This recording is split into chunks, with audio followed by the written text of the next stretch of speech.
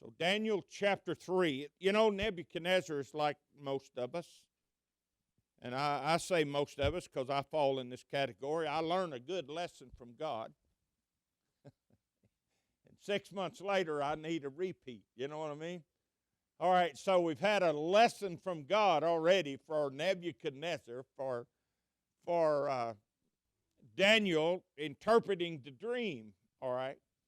And these pagan minds, they recognize a God that's greater God, the greatest of gods, but they also have their own lesser gods, if you will, their pets and things of that nature. The American Indian culture, remember, they were worshipers of the Great Spirit, but each one of those tribes had a particular god of nature of some type. They worshiped the sun. The Crow Indians were sun worshipers. I forgot the tribe that worshipped the coyote primarily as a sub-god to the Great Spirit. And so you had these different breakdowns of gods. And so Nebuchadnezzar, remember this old guy, this potentate, he is also gifted in that same ideology. Remember, the Israelite people suffered from that all the time. They were in the land of milk and honey, and they suffered from that all the time. Oh, they recognized Jehovah, but they had their household gods. And so there was something going on, it seemed like, all the time. So what you have, I'm going to give you the historical sketch, and then we're going to get in the Bible. The king sets up an image of gold 90 feet high and 9 feet wide. It's set on the plain of Dura in the province of Babylon. Historian Herodotus records a god, Marduk, that the king made of solid gold, weighs 53,000 pounds. And that's a lot of gold, isn't it? Wow, look at all them zeros on the worth approximate. But the king owned the world and all the gold in it. He could build whatever he wanted to with what was his. You and I just can't imagine this kind of wealth, but that's exactly what he had, and that kind of monies. Now, archaeologically, there is proofs of this particular image. I know you're reading on the page with me, okay? And so, if the image height included the mound, the image would be exact proportion to the image of a man. And so we're gonna look at what the text says about that. But the thing about it is that all excuse me, all of these particular types of people in the province that were Babylonian, they worshiped these type of things. Now let's see what the Bible says. Nebuchadnezzar, the king, made an image of gold, whose height was 80 cubits, and the breadth thereof 6 cubits. He set it up in the plain of Dura in the province of Babylon. Well, we know that from archaeological aspects. Then Nebuchadnezzar, the king, sent to gather together the satraps, the deputies, the governors, the judges, the treasurers, the counselors, the sheriffs, and all the rulers of the province to come to the dedication of the image which Nebuchadnezzar the king had set up. Then the satraps, the deputies, and the governors, and the judges, and the Bible does this. It emphasizes again for effect. And he got all these people together. They were gathered together under the dedication of the image that Nebuchadnezzar the king had set up, and they stood before the image that Nebuchadnezzar had set up. So every person that was anybody in the empire, they were called to the dedication of this thing. And so they're there. And then they have a herald, one that announces for the king. And he cried aloud, "To you it is commanded." That's everybody. See, everybody that is anybody is there. All right? This is a coronation, if you will. Okay? So you already learned all the political structure, the heads of the political structure of the nation of Babylon. They've been called together for this thing. This is a great event, okay? This is a national event. All the heads of state there, all the way down to the sheriffs of the province, you see, they're all there, okay? And so the herald says, "Oh, peoples, nations, languages," that at the time you hear the sound of and all these musical instruments, the band's going to strike up, is what he says, all kinds of music. You fall down and worship the golden image that Nebuchadnezzar the king has set up. And then he goes on, like they all do in those days. They always carry a footnote. If you don't, here's what's going to happen. Okay? So they give you the positive and then the don't, or the results of don'ts.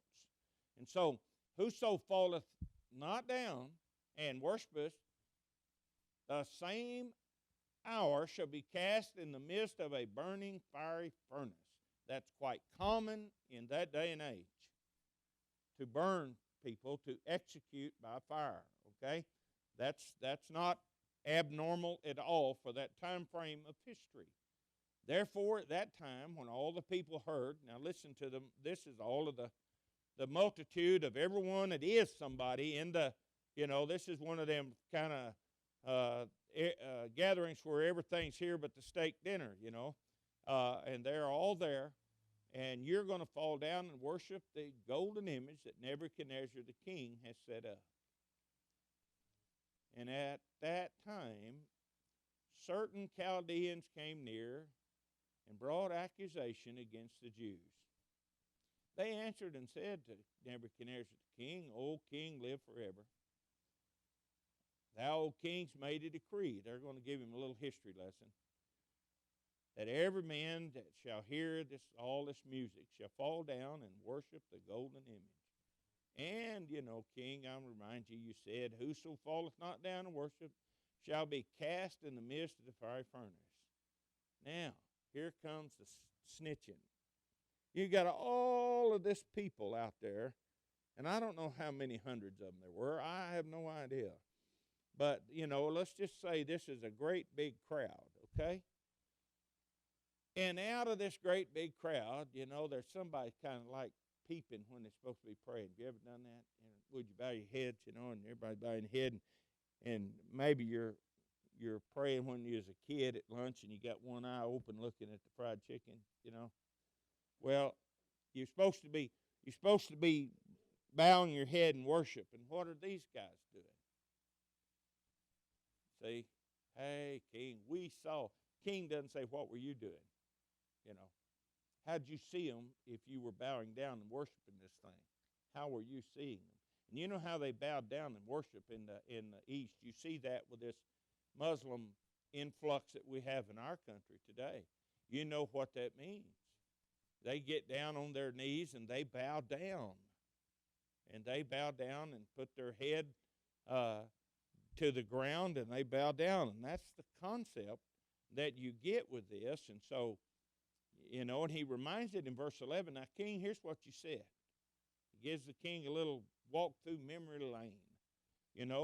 They're going to be cast in the fiery furnace. And there are certain Jews. Oh, look at this. Here's where that envy thing comes in. It just does. "There are certain that you have appointed over the affairs of the province of Babylon." And then they name them: Shadrach, Meshach, and Abednego. I don't know where Daniel is. I don't know. These are his buds. These four young men are normally together in all they do. But I don't know if Daniel's away on some kind of something. I have no idea where Daniel is. But what they bring to the king's mind is, that he had appointed, verse 49 of chapter 2, "And Daniel requested the king, and he appointed Shadrach, Meshach, and Abednego over the affairs of the province of Babylon. But Daniel was in the gate of the king." So Daniel has the ear of the king. But these three men are appointed by the king over over the Chaldeans, the Babylonians, the native-born Chaldeans. That can only build jealousy. That's what it does. That can only build envy. So this plays out exactly like you think it will. Exactly like that. One thing about leadership, whether it's in the Cub Scouts or it's in wherever it is, one thing, when you take on the leadership position, and I'm going to be gone Thursday afternoon, Friday, and Saturday down to some kind of dude ranch in Coleman, Texas, to the churches in Midland are having a leadership conference down there, and they've asked me to speak for that.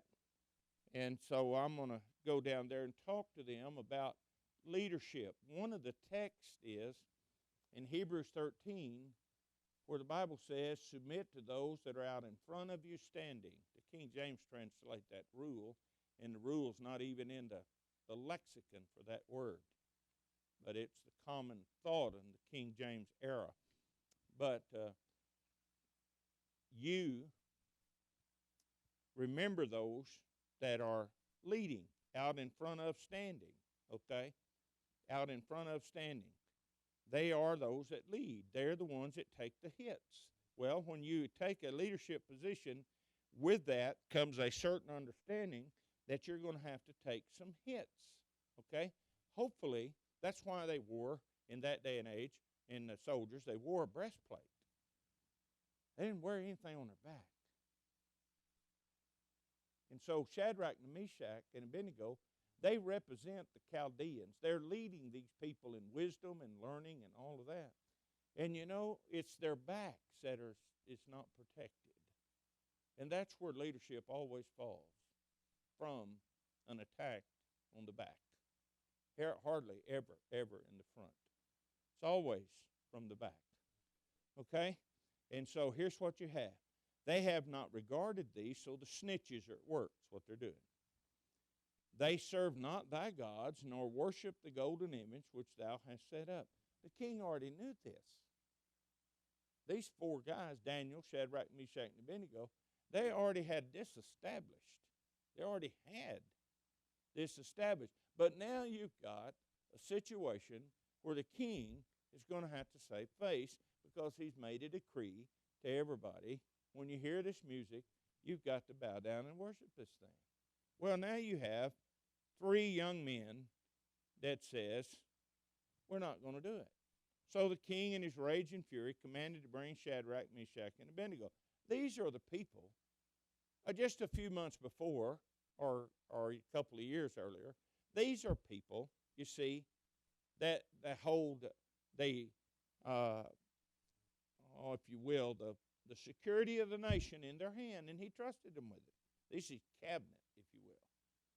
They brought these men before the king, and Nebuchadnezzar answered and said to them, you doing this on purpose? You know, doing what? Defying the king's what it's about. Are you doing this on purpose? That you serve not my God? Now, he has commended them earlier for serving their God. Remember that? Yes. Verse 47, chapter 2, the king answered to Daniel and said, of a truth, your God is the God of gods, the Lord of kings, and a revealer of secrets, seeing that thou hast been able to reveal this secret. So Nebuchadnezzar says, your God. This is my God. That is your God.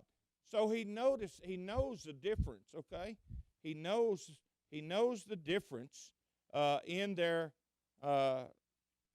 belief, if you will, in their upbringing. He knows that. But what he's going to find out is that these are men of integrity, even at a young age. They're men of integrity. He says, why didn't you worship the golden image which I've set up? And so he gives them a second chance. He says, now when you hear all this racket made by all of this music, fall down and worship the image which I have made. You know, that's probably a good argument against instrumental music. It always leads to nothing, okay? It always does. Instrumental music and worship always leads to nothing. And that's what you have here. Look what he says. The image which I have made, well, if you bow down, all things will be good. I'll forgive you for not doing it the first time. But this is your last chance. You got to bow down, and you have to do this. And if you don't, here it comes. You're going to be thrown in the fiery furnace, which that's the purpose of furnace, to have a fire, isn't it? So it's logical in that day and age. It was a form of capital punishment, burn people. And so that's what they're about to do. He says, ye shall be cast the same hour into the midst of the burning fiery furnace, and who is that God that shall deliver you out of my hand? That's almost a challenge, isn't it? He's already recognized Daniel's God, the Jews' God. He's greater than all the gods, the Lord of lords, the King of kings. He's already done that. And so now this is kind of a challenge. I'm gonna throw you in the fiery furnace, and who is the God that's going to save you from that? The other time it was, oh, what a powerful God you have. What a powerful God you have, Daniel. But this time, it's almost a challenge, isn't it? It's almost a challenge. You're going to deliver. Every time I read that, I remember a guy named James Newman. James Newman. Private Newman, God has delivered you into my hands. I never have forgot that. Private Newman. Oh, you'll have to excuse me, but sometime I delight in things of the past. Private Newman was a guy that used to beat me half to death in high school and worked me over good, and my brother had graduated, so he wasn't there to help me, and this guy he beat me one time with a can, and a can from the garbage, a big old can. And I could not. My dad gets mad at me. I'd come home all beat up, and he'd say, whip that guy, and I couldn't do it. I couldn't do it. He was just stronger than me, had longer arms than me, and he was just tough, and I couldn't. He's a bully. And I could not. And, of course, everybody turns a blind eye when that goes on in the school administration and all that. And I could not whip that guy. And I tell you what, after football training was over, I got a job because, and just went to school 2 periods a day, and I got a job because Private Newman made my life so miserable. And then I was a drill instructor in the Marine Corps, and guess who got off the bus?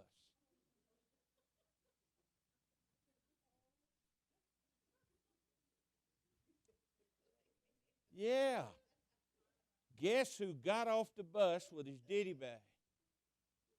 Yeah, and I pushed that Smoky Bear back, and I got that far from the end of his nose, and I said, Private Newman, God has delivered you into my hands.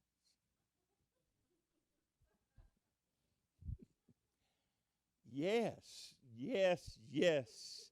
Oh, I can't read that without remembering that. It was. Oh, that's what I told him anyway. God has delivered you into my hand.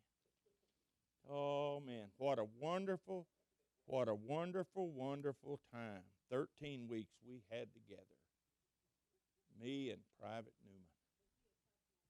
He was, he was. He graduated boot camp all right. He really did. Last time I saw him, as a matter of fact, was about 2 years later at Quezon in the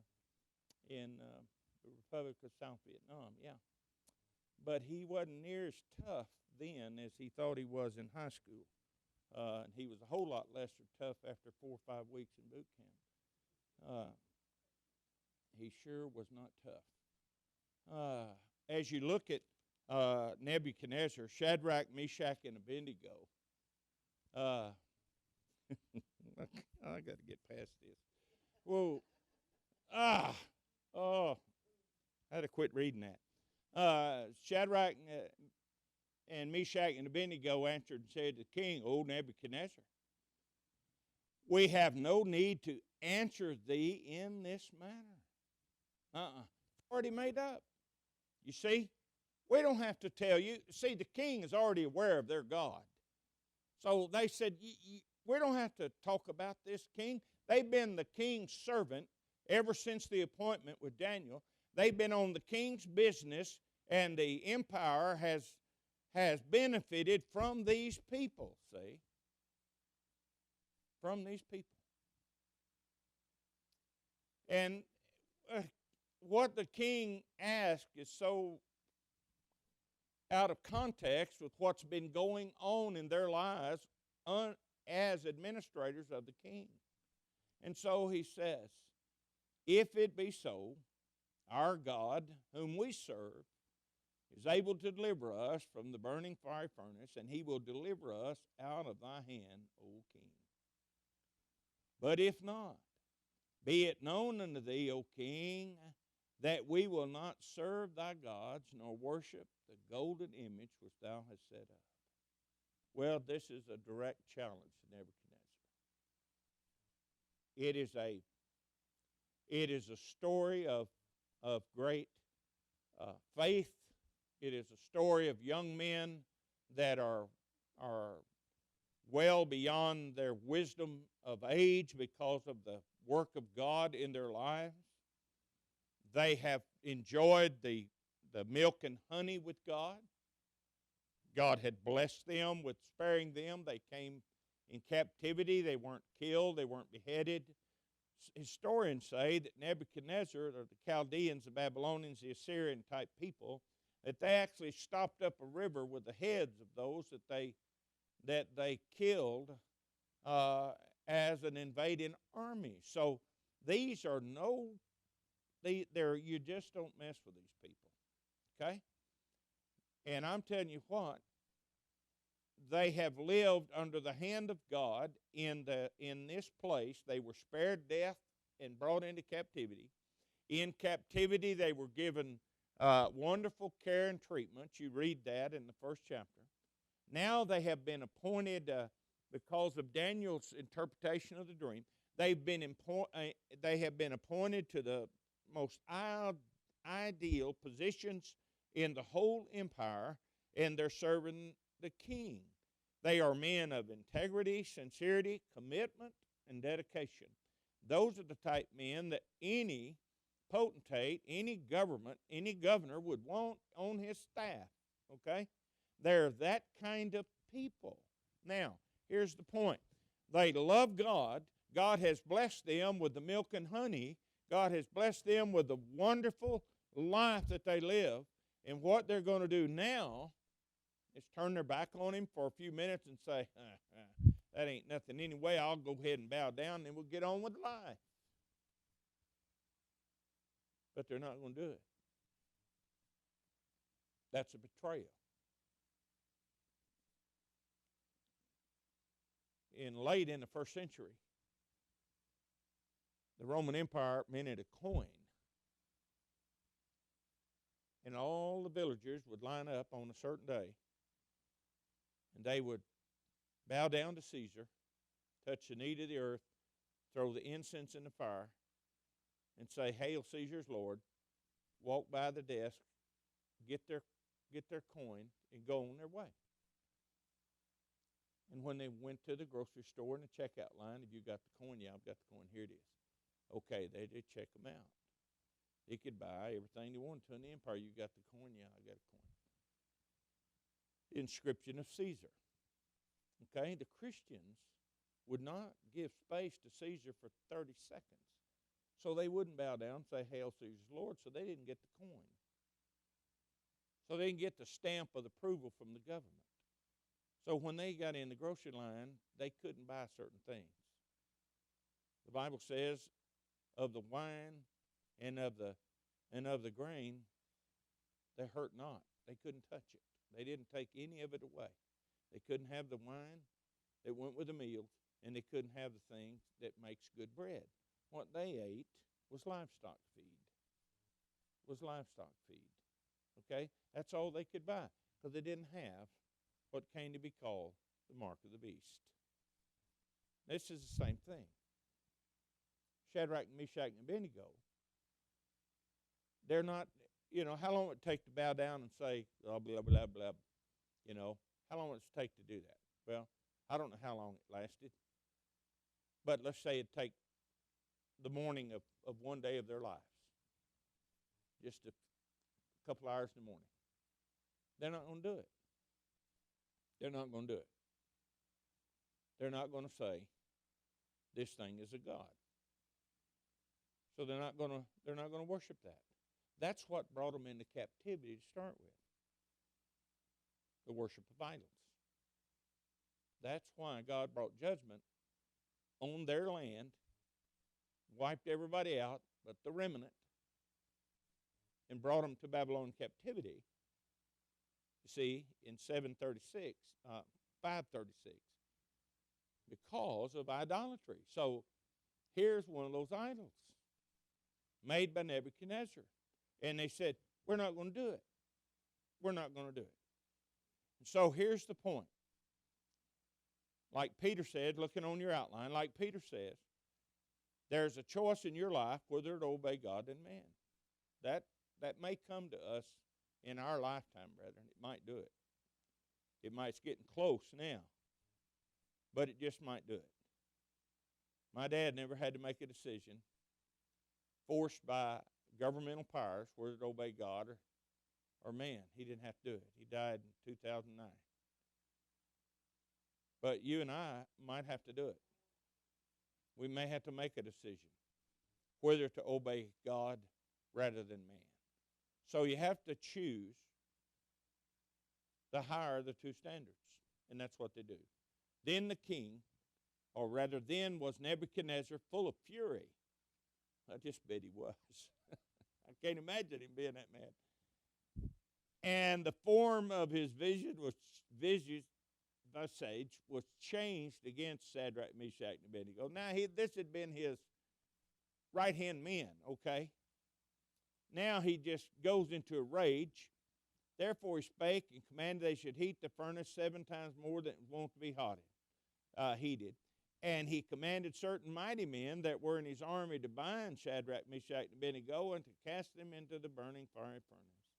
Then these men were bound in their hosen, their tunics, and their mantles, and their other garments, and they were cast into the midst of the burning fiery furnace. Therefore, because the king's commandment was urgent, and the furnace exceeding hot, the flame of the fire slew the men that took up Shadrach, Meshach, and Abednego. So they didn't even have time to get on their, fire protectant stuff, okay? And they were thrown in. The Bible says, and these three, Shadrach, Meshach, and Abednego, fell down bound in the midst of the burning fiery furnace. Then Nebuchadnezzar, the king, was astonished and rose up in haste. He spake and said unto his counselors, did we not cast 3 men bound into the midst of the fire? And they answered the king, true, O king. And he answered and said, lo, I see 4 men loose, walking in the midst of the fire, and they have no hurt. And the aspect of the fourth is like a son of God, son of the gods. Then Nebuchadnezzar came near the mouth of the burning furnace. He spake and said, Shadrach, Meshach, and Abednego, ye servants of the Most High God, come forth, come hither. Now he already went through this with Daniel. That it was the Most High God, the King of kings and the Lord of lords. There's no God like Daniel's God. He knows that Shadrach, Meshach, and Abednego worship that God because they're Daniel's buddies, okay? And so here's lesson number 2 about the Most High God. Lesson number 2 about the Most High God. And so here is a demonstration. Here is a demonstration of young men with capable faith, and God sent his deliverer and saved them from the fire. That's what you have. Then Shadrach, Meshach, and Abednego came forth out of the fire. The satraps, the deputies, the governors, the king's counselors, being gathered together, saw these men that the fire had no power upon the bodies, nor was the hair of their head singed, neither were their hosen changed, nor had the smell of fire passed on them. Here's Nebuchadnezzar, verse 28. Blessed be the God of Shadrach, Meshach, and Abednego, who has sent his angel and delivered his servants that trusted in him and have changed the king's word and have yielded their bodies that they might not serve or worship any god except their own God. See that? There you have it. You know, the incredible thing about this is that these lessons have to be relearned. Have to be relearned. And so the men, looking at the bottom of your outline,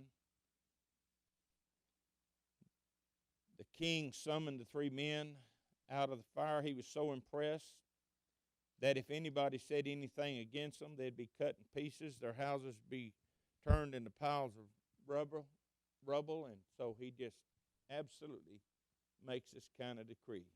Then the king, verse 30, promoted Shadrach, Meshach, and Abednego to the province of Babylon. You know, brethren, sometimes the best thing to do is just read the Bible. You know, you learn a lot just reading it. You know, you wouldn't have to have me sitting here telling you. Just read it. And you pick up on things like this is lesson number 2 for this king. He already had an experience with Daniel, but this is a tremendous display how that God cares for those that love him. And it wasn't, no, not for a moment would they say, we'll serve your God 30 minutes, a half hour, hour and a half, 2 hours, and then we'll get on about our business. You know, they wouldn't do it. They wouldn't do it. You know what they said? It may be that our God will not deliver us. That just might happen. But we're still not going to bow down and worship that thing. You know, they didn't presume on God.